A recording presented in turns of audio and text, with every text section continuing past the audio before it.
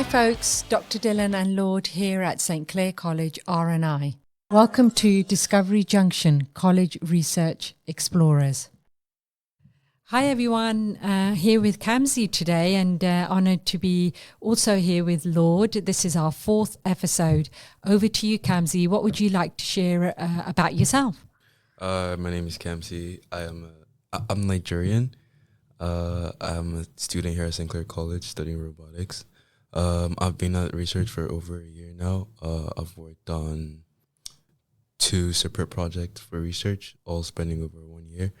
And I love basketball. Yeah, that's pretty fun for me. And I also love my course too. So I actually spend time outside studying, just working on my skills I learned at St Clair College. And that's basically all upon me. What position do you play in basketball?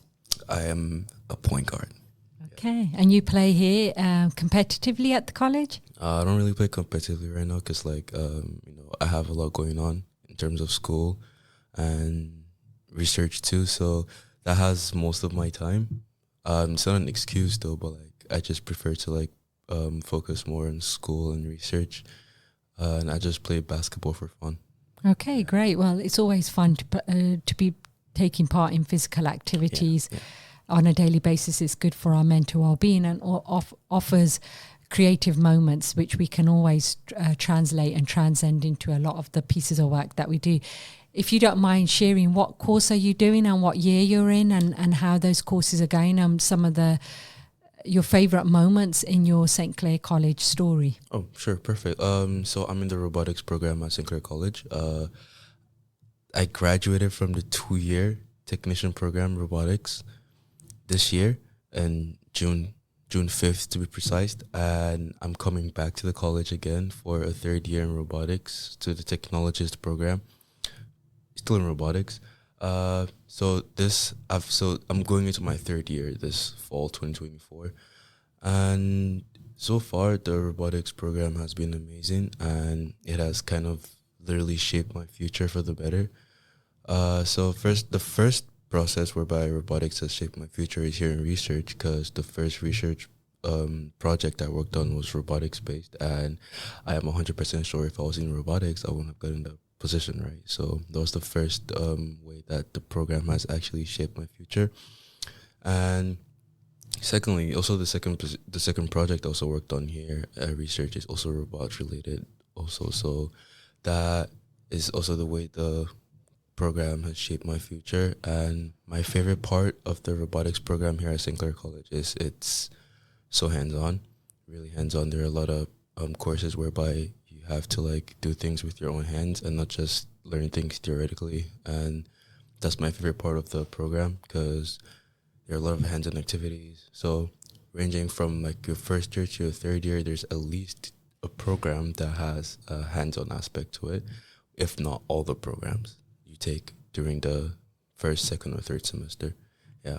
Okay, great. So firstly, congratulations. Thank you so much. And we are deeply honoured to have you on the fringes of research and innovation department here. And I know that you've had an impact on a lot of the young people that come through our doors through the STEM camps.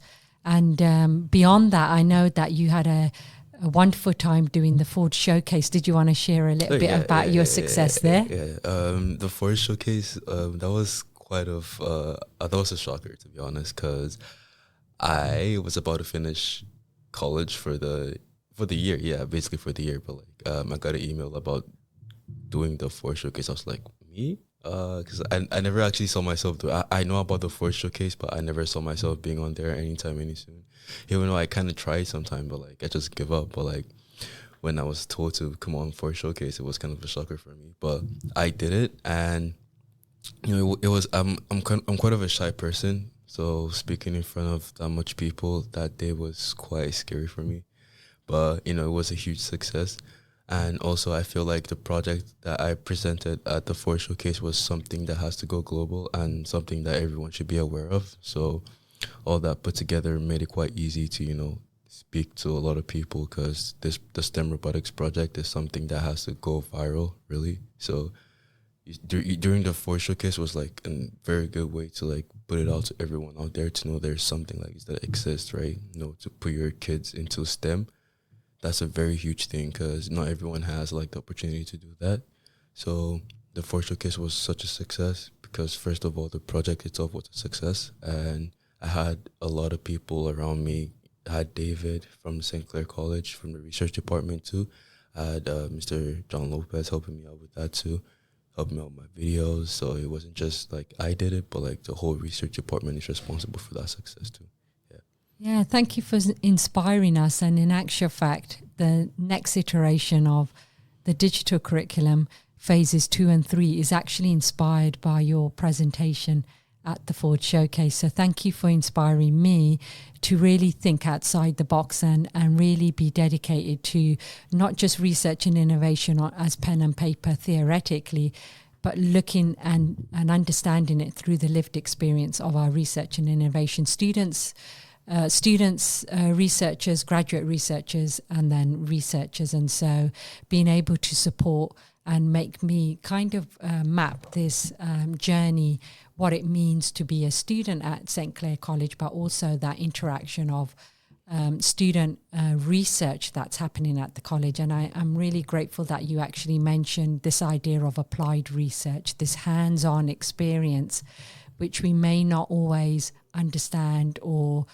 be privileged to. It's a different kind of way of working, but being able to think about used cases or working with robotics with all the equipment that Leader and his team have assembled here in this beautiful building that we're sitting in the FCEM building, and soon we'll be vacating, so I'm getting a bit nostalgic. But this idea that we can come together and collaborate across different projects at any given time and allow the students to tell the story. So thank you so much for sharing. I'm going to pass on the mic to Lord for the first official question today. Go ahead, Lord. So Kamzi, in your opinion, how can we make sure that research is useful? In my opinion, how we make sure research is useful. That's a very good question, first of all. So research itself is something that has evolved over the years, right? We've also seen that in so many ways. So first of all, we see that in terms of drugs, right? Like the drugs we used back then, it's not the same thing we use right now. It's all from research. So how we can make research useful, first of all, is making sure it's applied, right? That's a huge one. It has to be applied. That's what makes it successful, because like there are a lot of research that stops at a theoretical part. That part of research is not really going to be useful for us. But if we can escape from the talking part, the planning, and actually using it to achieve something, like for example, the STEM robotics project that we just completed for this summer. It's a very good idea, but nothing would have happened if it was just at the planning stage or the talking stage, or probably the stage whereby like we're still like trying to put things together. That is also classified as research, but it's not useful research at that point. Where it became really useful was when we started getting the kids on board, making them do the material, getting everyone involved, hiring all the staff for the project. That was when it became useful. So that is how I think we can make sure research is useful. And that's a really interesting point, Kamzi, when we think about running projects and the infrastructure in terms of operations that has to take place before we even begin to conduct research. And so thank you for sharing that. It's a really interesting point. Over to Lord for our second question. What does progress in research mean, and how can it help us? Okay, progress in research, it really means, okay, so I'll still start off from like where I left off in a sense. So after the initiation of like the STEM robotics camp, that was really successful. Now where progress kicks off is starting the 2.0 part, where we can reach more people. They don't really have to have the kit yet. So progress in research is continuing with research after the successful research. So, okay, okay, what can we do to this already successful program that can make it go forward, or what can we do to, or can we implement to it to make it better and more accessible to everyone in general. So basically, it's like having the ideology that, yeah, the sky is only the starting point, and no matter how good our project is, we can always do better. That is what I feel we can do to make sure research is, there's progressive research, basically. Yeah. Yeah, I can see how you contextualized that in the within the framework of the STEM robotics project. And there's 2 points I like to kind of dive deeper into. One is the audience. Did you want to share a little bit about some of your lived experience and maybe some of the experiences or the voices you heard of the populations that have been part of the STEM robotics? And I think this is key here, because when we think about progressive research and we think about successes and challenges, we always think about being inclusive. And so I would love to hear from you in terms of how do you think this project has impacted the young people that have come through our doors? This project has impacted a lot of people. I won't just keep it to the side of the young people. It impacted me myself personally, because it really got me thinking too. Like every time I work on this project, I learn new stuff every day. Like it's never the same. It's never the same thing. Or I also learn from the kids too. So we teach the kids, they teach me too. So the same way I can do something that works this way, it's going to be very different from when another kid tries the same challenge or something. So in that terms, I'm also learning from the kids. So this project also impacted myself too, in terms of learning. And in terms of the kids, I feel like that is where the major success is of this project, because we had kids coming in the first day being uninterested in STEM, robotics, math, or anything that's to be related to engineering, right? So then after the program, they're like, "Oh wait, I can actually do this. Okay, I can actually see myself doing engineering. Science is not that hard. I'm actually coding right now, so I'm 100% sure coding is not that hard. So this is a path redirection for the kids, basically. So the kids can now see more of their future. You know, they don't have a tunnel mindset anymore, and this is something that's gonna change the kids' life forever. You know, because if they do engineering and they end up in a very huge place, they'll always think back to the moment when they started, because no matter where we are in life and how far we've gotten, each time we reach a milestone, the first thing that comes to our mind is how we all started, right? So imagine the kids growing up one day, maybe changing the world for the better, building something different, programming a very good software that's gonna change the whole world.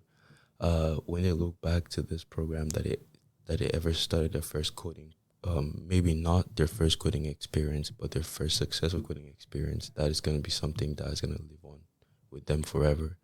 And also, they'll actually put it in their biography probably that, yeah, this is my first experience with coding was at St. Clair College. So I feel like it's impacting the future. So that's it.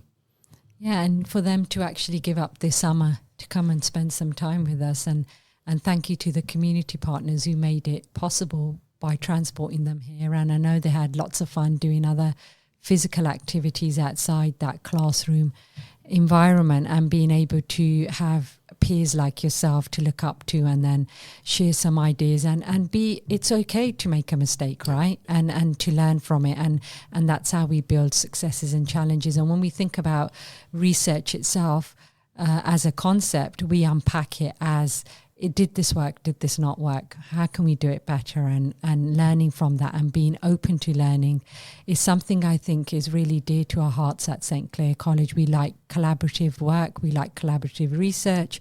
We even go as far as thinking and embodying a lot of these experiences, because we know that the institution stands for a lot more than one person can describe, right, historically. And so it's such a privilege to be here. Over to you for your third question, Lord. How does research help us understand the world better? Research helps us understand the world better in so many ways. So okay, so like also how do we find how we found out most of the things about the world uh, is through research, through analyzing data and through so many other things. So research helps the world better in terms of finding out new things. For example, I also like relating back to the health and sciences part of research because it has one of the most impacts. Like dating back to the term of COVID-19, like when the disease first broke out, it was through research and through a lot of work in the science part that made the vaccines come out and all the drugs for it. And it was through research that we were able to get over that phase quite quickly, you know. So the research is always here to make the world a better place. For example, like this also the STEM robotics program too also. So now we have invested in the future. So now we're gonna like expect engineers later in the future, which are gonna make the world better. Scientists, doctors, you know, other people, not necessarily in engineering, but who've already opened their mind to understand like they can do anything in the world, right? So because of that, we've already started making the world a better place. That was through research. Yeah, and that connection between that global understanding of research and how we can collectively come together to share a narrative is distilled into this very local level of being in the St. Clair College community across all different campuses. And so where do you think we should go, you know, as a director of research and innovation, where do you think I should take this STEM robotics project to? Which levels? Where do you think it really lives and it deserves to live? So far, I would love to say you're already doing an amazing job. You know, I feel like this project is really thankful to have you on it for what you've done so far. It's been amazing, and I also want to thank you for making this project a huge success too. But so far, the project is doing really fine. Everything about the project is going great, and it's fascinating. You know, it's really amazing to think about. But so far, I feel like we can take this project as high as possible, probably. But I was thinking about it later. Even if we could like implement it in like the school curriculum, like to be used like globally, maybe as an even not just for the school curriculum, probably use it for like maybe some kids need to get like extra grade points to probably come take engineering or something at the university or a college. They could just do this to like get more points, or more grade points for them to like get into the course they want. I feel like that would be like the most useful part of this project if we can put it into schools, so we can help. So if students have this knowledge, they can get great points out of it to help their journey of becoming an engineer more easier for them. I feel like that would be a very good point. I know it's a far stretch, but I feel like it's a good thing to think about. Yeah, and thank you so much. And I'm deeply committed to grassroots research, and this is why I'm here. And I often and always say to people, let's reach for the stars and see what happens. And I think everything is possible. Just starts with a thought and then manifests in an idea, and suddenly it becomes a movement.